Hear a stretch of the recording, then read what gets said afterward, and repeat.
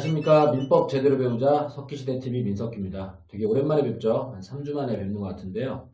한동안 이제 뭐 모의고사 촬영도 있고 또 뭐 이런저런 본사 행사도 좀 있고 또 수업도 보강도 좀 있고 여러 가지 이유로 한 2주 정도 유튜브 업로드를 좀 쉬었습니다. 이게 제가 뭐 기획서부터 제작, 편집까지 전부 다 혼자서 하고 있다 보니까 이게 일정이 좀 빡빡해요. 뭐 여러분들이 좀 이해해 주시기 바라고 제가 시간이 되는 대로 최대한 제작을 해서 뭐 다양한 콘텐츠를 좀 같이 공부해 볼 수 있게 이렇게 노력해 보도록 하겠습니다. 오늘 오랜만에 만났는데요. 오늘 제가 준비한 거는 이제 여러분들이 모의고사 보기 시작하면서 이제 사례 문제들을 만나게 되는데 사례 문제라고 해도 좀 이렇게 단순한 사례들이 있고 또 물어보는 패턴이 정형화된 사례들이 있어요. 그래서 오늘은 사례 문제 구별하는 방법이랑 사례 문제에서 이제 기본적으로 물어보는 소유권 관계 같은 거 이런 것들 구별하는 걸 배워보도록 하겠습니다. 자, 그러면 준비된 수업장에서 보도록 하죠. 네, 첫 번째 사례입니다. 자, 이게 짧은 사례이기는 한데 짧은 사례 안에서 유사 사례들이 많이 있기 때문에 유사 사례들을 좀 구별해 주실 필요성이 있어요. 자, 지금 지문에 보시면은 갑은 첫 계약을 맺은 의에게라고 했어요. 그러면은 첫 계약 얘기가 나왔습니다. 자, 그럼 이제 반사회적인 계약을 했죠. 자, 그리고 을에게 X 건물을 증여하고 을명의로 등기를 격려해 주었습니다. 자, 그러면 아래 그림에서 첩에게 재산을 증여했다는 건데요. 자, 이러면 반사회적 법률행위 사례가 되겠습니다. 그리고 반사회적 법률행위 사례에서 주로 물어보는 건 자, 갑과 을의 증여계약은 반사회적 행위가 무효다라는데요. 자, 일단 증여계약이 무효다. 근데 무효면 을에게 소유권이 안 넘어가야 되지만 불법원의 노동물이기 때문에 자, 갑은 을에게 준 이 증여한 부동산을 반환 청구하는 게 불가능하겠죠. 자, 이게 이제 통상의 무효랑 차이점입니다. 그리고 세 번째, 자, 을로부터 전득한 병. 병은 그러면 소유권이 없는 첩에게서 양도받았긴 한데 자, 병은 소유권 취득이 가능하고 자, 지금 2번이랑 연결된 겁니다. 자, 2번 지문에서 지금 갑이 을한테 뺏어갈 수 없기 때문에 을이 사실상 소유권 취득을 해버리고 을이 소유권 취득해버리고 나면 이제 병은 소유자한테서 받는 게 되니까 자, 법적으로는 을에게 소유권이 없어야 하지만 사실상으로는 을의 등기를 뺏어갈 사람이 아무도 없다 보니까 반사적으로 을이 소유자가 되고 그리고 병이 이어서 소유권을 취득할 수 있게 된다라는 형태의 사례입니다. 저는 이 사례랑 구별해 주셔야 될 사례를 보도록 하죠. 자, 두 번째 사례는 갑은 을의 강박에 의해서 을에게 엑스토지를 증여했다. 똑같이 증여라는 말이 나오는데 이번 사례의 차이점은 강박에 의해서라는 말이 들어갔습니다. 그리고 증여를 했다. 이렇게 하면 소위 국제그룹 사례가 되겠고요. 추가적으로 그 당시엔 어쩔 수 없다고 생각했다. 이런 말들이 이제 국제그룹 유형의 사건들을 지칭하는 표현들이 되겠습니다. 자, 이 국제그룹 사건들은 그 당시 재산을 빼앗아가는 이제 국가기관들의 강박이 적절했는지 이런 걸 논외로 하고 일단 돌려주려고 하면 뒷감당이 잘 안 된다라는 생각에 이걸 무효로 받아준 적이 한 번도 없는 이런 형태의 사건이 되고 강박에 의해서 증여를 했으니까 취소만 할 수 있다 이렇게 된 사건이라서 국제그룹만 빨리 인지를 하면 자, 이 강박에 의해서 증여를 하고 이 말만 빨리 캐치를 하면 그러면 자, 무효로 가는 사유들 반사회적 법률행위, 불공정 법률행위 또는 뭐 비진위 표시, 허위 표시 무효 얘기가 조금이라도 나올 수 있는 이런 항목들은 일절 다 받아주지 않는다는 거죠. 자, 그리고 자, 어떤 사유로도 무효 사유는 인정되지 않고 취소만 가능하다 이렇게 해결을 하고 있다는 겁니다. 그러면 둘 다 반사회적인 느낌이 나는데 아예 첩에게 증여를 했다는 것과 강박을 당해서 증여했다는 것과 좀 구별을 해주시면 되겠고요. 자, 그리고 이거하고 또 유사한 케이스가 있을 수 있어요. 세 번째 사례는 자, 갑은 증여의 의사 없이 엑스토지를 을에게 증여했다는 건데 여기 보면 강박이라는 얘기는 없고 자, 증여의 의사 없이라는 말이 있어요. 이러면 자, 이건 비진위 표시 사례가 되겠습니다.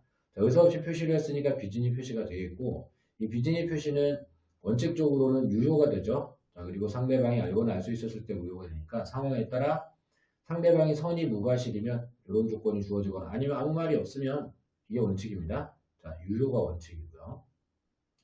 자, 상대방이 알았거나 알 수 있었을 경우다 이렇게 나오면 증여계약은 무효가 되고 자, 이 유효 무효에 따라 유효라면 의 소유자가 되고 무효라면 의 소유권 취득이 안 되고 이렇게 되겠죠. 자, 그리고 자, 107조 2항에 따라 갑과 을의 계약이 혹시 무효가 되더라도 선의의 제3자 병에게는 무효 주장을 하는 게 불가능하다. 이런 내용들이 이어집니다. 자, 물론 비진위 표시는 사례 출제는 많이 하지 않아요. 그런데 자, 국제그룹 이용의 사건이랑 이 비즈니 표시 사건이 굉장히 흡사하게 보여지는데 차이점은 강박에 의해서라는 말이 들어가느냐 안 들어가느냐로밖에 구별이 안 되니까 유형을 아예 좀 미리 정해놓고 문제 나오면 국제그룹인지 비즈니 표시인지 구별해가면서 풀어주시면 되겠습니다. 자, 그리고 자, 유사한 사례가 또 있어요. 자, 갑은 을에게 X 토지를 매매하기로 합의하였으나 착오로 인해서 Y 토지를 매매 목적으로 표시했다. 여기서 문제 읽을 때 체크에 들어가는 부분은 X를 매매하기로 합의가 됐다는 거예요. 그런데 기록을 할 때에는 Y 토지를 매매할 것처럼 잘못 표시가 됐습니다. 착오를 했다는 말이 나오는데 착오는 이제 함정이라고 생각을 해주시면 돼요. 이렇게 된 사례는 오표시 무효의 법칙 사례가 되겠습니다. 지금 표시만 잘못했고 두 사람은 합의가 됐으니까 해가 될 것이 없고 이 사례에서 물어보는 질문은 자, 갑과 을의 계약은 합의가 된 대로 X 토지로 성립이 될 거다. 어느 토지로 성립되냐 일단 기본 물어볼 거고 X 토지 쪽은 문제없이 성립이 됐고 또 Y 토지 쪽 계약은 성립이 아예 안 된 거기 때문에 어느 쪽도 착오 취소가 불가능하다. 이게 오표시 무효 법칙에서 가장 많이 물어보는 질문입니다. 자, 그리고 이 사례에서 병이 결국은 등기를 가져가더라도 Y 토지 등기를 가져가게 될 텐데 Y 토지는 계약이 안 됐는데 을명의로 등기되어 있었던 거니까 자, 전득자 병은 Y 토지 취득이 아예 안 된다. 자, 이런 결과가 나오게 됩니다. 자, 오표신고의 법칙에서 물어보는 질문은 그렇게 많지 않기 때문에 자, 문제가 나왔을 때 X로 합의했는데 Y로 표시했다. 자, 이런 식으로 나왔을 때 오표신고의 법칙이다. 자, 이것만 빨리 캐치를 했으면 셋 중에 하나가 정답이 된다는 거죠. 그러니까 사례 유형을 빨리 캐치하는 게 중요하겠습니다. 그리고 이와 유사한 사례가 하나 이런 사례가 있죠. 자, 갑은 을에게 X 토지기를 증여하기로 합의를 했으나 이거는 증여를 합의했어요. 그런데 자, 계약서에는 매매 계약을 한 것처럼 매매라고 가정해서 표시를 했습니다. 자, 아까 이제 우표신고의 법칙 사례와 다른 점은 자, 매매는 매매인데 X로 매매할 거냐 Y로 매매할 거냐를 X로 합의했는데 Y로 표시했다 그러면은 우표신고의 법칙이 되는 거고 계약의 종류를 자, 증여를 하기로 합의를 한 사람이 매매라고 다르게 허위 기록을 해가지고 이전 등기를 하면 이건 이제 은닉행위 사례가 되는 겁니다. 은닉행위 사례도 사실은 이제 기본적인 원리는 우표신고의 법칙과 똑같아요. 자, 합의가 된 증여계약 부분은 유효하겠고요. 증여는 합의가 된 거니까 유효가 되겠고 자, 매매는 허위로 한 거니까 무효가 됩니다. 일단 이거 구별하는 게 기본 문제고요. 자, 일단 증여가 유효하기 때문에 을명의 등기는 실체관계에 부합하는 유효한 등기가 돼서 그런 소유권 취득이 가능하겠고요. 자, 이게 일반적인 통정허위 표시랑 차이점이죠. 자, 그리고 자, 전득자 병은 을이 이미 소유권 취득을 했기 때문에 원평물 법칙에 따라 선악 불문 소유권을 가져가게 됩니다. 자, 이 부분도 일반적인 허위 표시랑은 차이점입니다. 자, 일반적인 허위 표시 사례를 보겠습니다. 자, 갑은 강제 집행을 면하기 위해서 을에게 X 토지를 매매한 것처럼 가잖아요. 그러면은 여기는 증여를 하기로 합의했다 이런 말 없이 그냥 매매를 가장했다 이런 말이 나오죠. 자, 그러면 순수 허위 표시예요. 자, 그렇기 때문에 이 순수 허위 표시 사례의 경우에는 자, 갑과 을의 계약은 유효 부분이 생길 수 없고 항상 허위 표시가 무효입니다. 자, 그러면 소유권은 당연히 갑에게 있어야 될 테고요. 자, 갑은 을에게 반환 청구, 말소 청구, 뭐 어떤 이름으로든 할 수가 있겠고요. 반사회적행에서는 이런 식의 돌려받는 행동이 불가능했었지만은 첩에게 재산을 준다든가 하는 반사회적행이랑 다르게 단지 그냥 허위 표시로 가장매매하는 건 절대적 무효는 아니기 때문에 또 반사회적행이 아니기 때문에 말소등기 청구 가능하겠고요. 자, 이렇게 전득자 병이 나타나면 병은 이제 선의의 제3자가 되면 소유권 취득이 가능하겠다. 은닉행에서는 을이 소유권 취득이 유효였기 때문에 그러면 병은 당연히 소유권을 가져가는 거지만 이 허위 표시 사례에서는 을의 소유권 취득이 무효이기 때문에 그러면 제3자 원래 소유권 못 가져가야 되는데 선의의 제3자에게 대항하지 못하게 했기 때문에 자, 병이 선이라면 소유권 취득이 가능해지겠습니다. 은닉행이랑은 이 부분이 3번 부분이 달라지겠네요. 반사회적 행위랑은 2번 부분이 달라지는 거고요. 그리고 자, 이번에는 또 강제 집행을 면하기 위해서인데 자, 을에게 X 토지를 명의신탁하고라고 했어요. 사실 통정허위 표시와 명의신탁은 구별이 잘 안 됩니다. 근데 가장 핵심적인 차이점은 통정허위 표시는 내부적으로도 외부적으로도 소유권 줄 생각 전혀 없이 가짜 계약을 써서 이전 등기하는 것이고 명의신탁은 외부적으로는 소유권 행사를 좀 수탁자에게 시킬 생각으로 이름을 맡기는 계약이 되겠는데 기본적으로 이런 식으로 했을 때 지금 앞에 강제 집행을 면하기 위해서라는 말이 붙었죠. 이런 말이 붙어버리면 자 이건 강제집행 면탈 목적으로 하는 명의신탁은 지금 실명법에 따라 무효가 됐기 때문에 반사의 통정허위 표시랑 크게 효과가 다르지 않아요. 자, 이 무효 명의신탁 사례는 자, 매매가 무효인 가장매매에서 소유권이 을에게 넘어가지 않듯이 똑같이 자, 명의신탁이 무효라면 소유권은 을에게 넘어가지 않고 갑이 되는 겁니다. 똑같이 되는 거고요. 자, 계약의 이름만 매매냐 명의신탁이냐가 다른 거예요. 그리고 추가적으로 이제 이쪽 단어에서 물어보는 게 해지가 되느냐, 명의신탁 해지가 되느냐 물어보는데 계약이 무효면 이미 무효인 계약은 해지가 불가능하겠죠. 자, 이 부분은 이후에 유효명의신탁이랑 또 차이점이 될 겁니다. 자, 그리고 가장매매 때 마찬가지로 갑이 소유자니까 반환청구, 말소청구 가능할 거고요. 이 명의신탁하고 허위 표시하고의 가장 큰 차이점이 이 부분입니다. 전득자 병이 명의신탁에서는 선악불문 소유권 취득이 가능해지고 그리고 허위 표시에서는 선의의 제3자만 소유권 취득이 가능해집니다. 자, 이 부분을 사실 법리적으로 구별한다는 건 매우 어려워요. 자, 수험생들은 출제자가 강제집행 면하기 위해서 매매를 가장했다. 그러면 허위 표시로 풀면 되고요. 자, 명의를 신탁했다. 이러면 명의신탁으로 풀면 됩니다. 자, 우리는 그러면 문제를 풀 때 이 부분. 자, 계약의 형식을 명의신탁으로 했느냐, 가장매매 형식으로 했느냐. 이걸 보고 제3자가 선악불문 소유권 가져갈지, 선의만 소유권 가져갈지 결정해 주시면 되는 거예요. 그리고 자, 이와 유사한 케이스로 자, 가분단지 관리상의 편의를 위해서 자, 배우자라고 나왔죠. 자, 배우자 을의 엑스토지를 명의신탁했다. 그리고 강제집행이나 조세포탈 목적이 없이 그냥 관리상의 편의를 위하여 이렇게 나왔죠. 관리상의 편의를 위하여. 자, 이러면 이 명의신탁은 유효 명의신탁이 되게 되는 겁니다.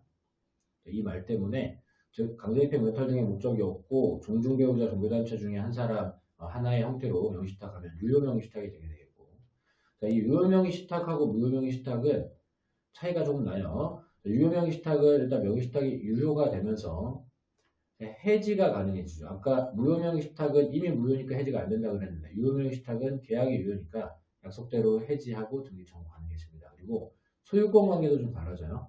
유효 명의신탁에서는 내부적 소유권은 신탁자가 외부적 소유권은 외부적으로 소유권 행사하게 지키려고 했던 거니까 신탁자 을 이렇게 됩니다. 자, 이 부분 때문에 유효명의신탁 문제랑 무효명의신탁 문제는 소유권을 기반으로 한 질문들이 다 다른 결론이 나오게 됩니다. 자, 그러나 3번에 보면 갑이 을에게 반환 청구나 말소 청구하는 것은 가능하다가 똑같은 결론이 나오는데 이 부분은 자, 갑이 을에게라고 하는 순간 내부 문제가 됐기 때문에 내부적 소유자가 갑이라는 건 자, 무효명의신탁에서도 소유자가 갑이었기 때문에 자, 그러면 소유자의 지위에서 반환이나 말소를 청구하는 게 가능한 것은 적어도 양자간 명의신탁에서는 동일한 결론이 나오게 됩니다.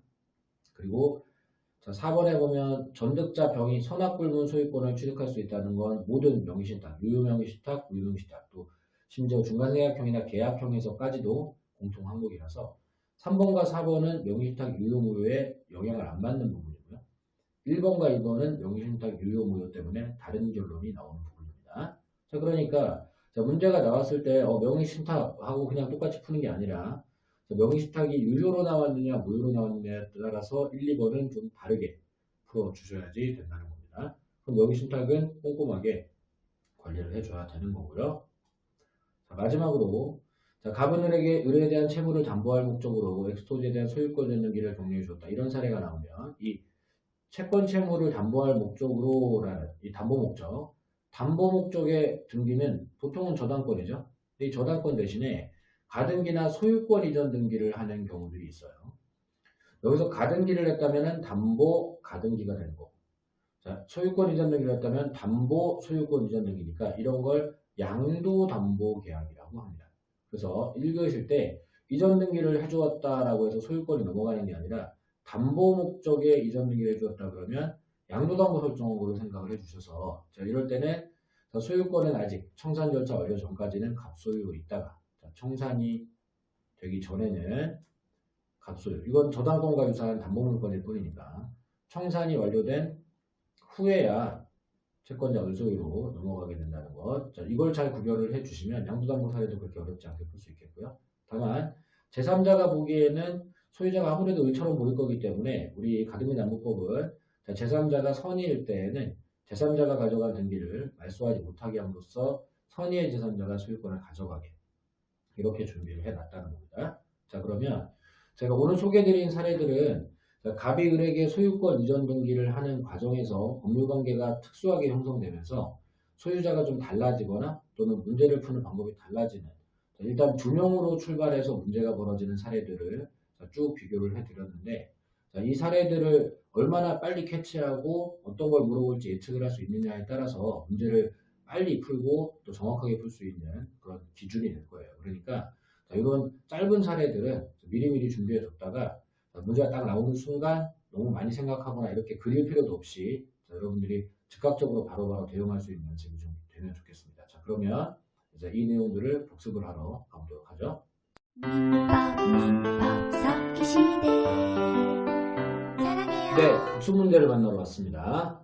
네, 지금 짧게 제가 좀 줄여놨는데 문제를 풀다가 문제 안에서 첩에게 증여를 했다, 강박에 의해서 증여를 했다, 의사 없이 증여를 했다 이런 문장들이 발견이 되면 내가 문제를 어떤 방향으로 풀어야 되는지를 확인할 수 있어야 되겠습니다. 일단 첩에게 증여를 했다 이렇게 나오면 반사회적 법률적인 문제가 나왔구나. 자, 그러니까 이 증여는 무효고 원래 소유권 넘어가면 안 되는데 근데 반사회적 행위니까 반환 청구 못할 테고 반환 청구 못하다 보면은 첩이 소유자가 돼버리고 또 제3자는 소유권을 그냥 가져갈 수 있겠다. 이렇게 결과가 예측이 돼야 된다는 겁니다. 또 강박에 의해서 증여가 됐다. 이렇게 나오면 이거 국제그룹이구나. 강박으로 증여를 했구나. 자, 그러면 국제그룹 유형이라 그러면 이건 돌려주기 힘들어서 무효로는 한 번도 인정해 준 적이 없고 취소만 할 수 있다고 하더라. 이 결과가 기억이 나면 좋겠고요. 또 의사 없이 증여를 했다 그러면 비진이 표시다. 여기 강박 얘기가 없고 첩 얘기가 없으니까 의사가 없이 표시를 하면 비진이 표시고, 자, 비진이 표시는 원칙적으로 유효, 상대방이 알거나 알 수 있었을 때만 무효가 되고 무효가 되더라도 선의의 제3자에게 대항을 못한다가 돼야 되겠다. 이렇게 예측이 되면 되겠죠. 그죠? 그래서 이 짧은 문장들을 문제 안에서 얼마나 신속하게 찾아낼 수 있는지를 연습을 좀 해주셔야 된다는 겁니다. 자, 그리고 이 비교도 해보죠. 제 시험에 문장이 좀 길어질 수 있는데 우리가 필요로 하는 말은 딱 이 부분입니다.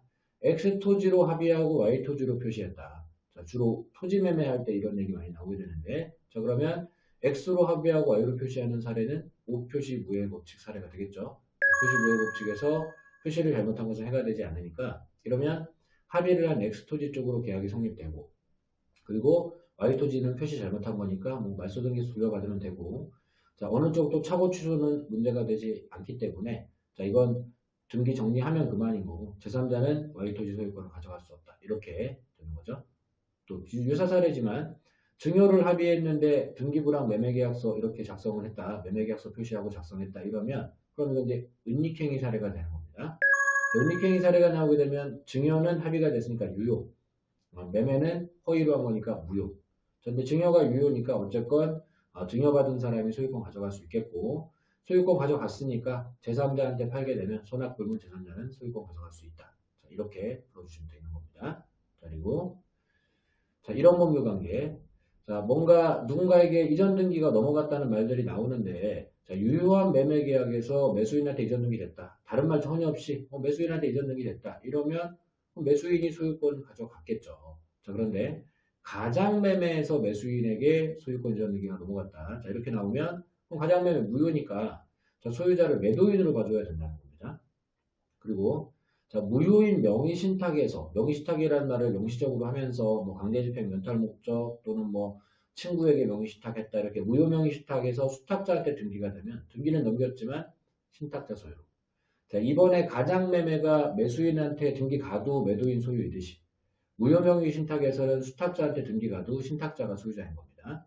자, 그런데 유효 명의신탁으로 문제가 나와서 중증배우자 종교단체가 강제집행 면탈 목적 등이 없이 명의신탁을 했다 그러면 수탁자가 외부적으로는 소유자고요. 자, 내부적으로 또 신탁자가 소유자가 되기 때문에 문제를 풀 때 내부 지문인지 외부 지문인지를 구별해서 읽어주셔야 된다는 겁니다. 그리고 담보 목적으로 채권자에게 이전 등기가 됐다 그러면은 이전 등기만 보지 마시고 목적이 담보 목적이네. 그리고 등기가 채권자한테 갔어. 그럼 이건 양도담보구나. 양도담보니까 청산 전이라면 설정자, 즉 담보 설정을 해준 사람 소유자, 채무자라면 채무자겠고 물상보증인이라면 물상보증인이 소유자가 되는 겁니다. 그리고 청산 끝나고 나면 청산 후에는 채권자가 소유자가 되는 법률관계라는 거예요. 이렇게 해서 소유자만 찾을 수 있으면 물권적 청구권 물어보면 소유자가 한다고 하면 되고, 친정명의 회복 물어보면 소유자가 한다고 하면 되고, 자, 말소 등기나 반환 청구 물어보면 불법원인 급여만 아니라면 반환 청구를 소유자가 한다고 하면 되고. 자, 그러니까 자, 소유자만 확인할 수 있다면 그러면 사례 문제에서 물어보는 여러 가지 질문들, 물권적 청구권이나 등기 청구권이나 또는 뭐 말소 등기 청구, 반환 등기 청구, 반환 청구 뭐 이런 것들을 전부 다 자, 연습을 통해서 외우지 않고 우리가 할 수 있다는 거죠. 자, 그러니까 자, 각각의 특수법률 관계에서 등기만 쫓아갈 게 아니라 소유자를 누구로 봐야 되는지를 좀 유형화해서 잡아두면은 문제 풀 때 굉장히 용이하게 할 수 있겠습니다. 자, 그래서 오늘은 자, 사례에서 특히 좀 문제가 있는 특이 사례에서 소유자 결정하는 방법, 그리고 해당 사례에서 물어보는 질문이 어떤 것들이 있는지를 좀 유형화해 봤는데, 자, 남은 기간 동안에 또 정리과정 진행될 거고요. 그럼 정리과정 진행되는 동안 시험에 나오는 질문들이 어떤 식으로 구성되는지 정리해 드릴 테니까, 자, 일단 체계적으로 공부해 놓은 걸 바탕으로 해서 잘 정리해 가지고 시험에서는 신속하고 정확하게 풀 수 있도록 연습을 해 주시면 좋을 것 같아요.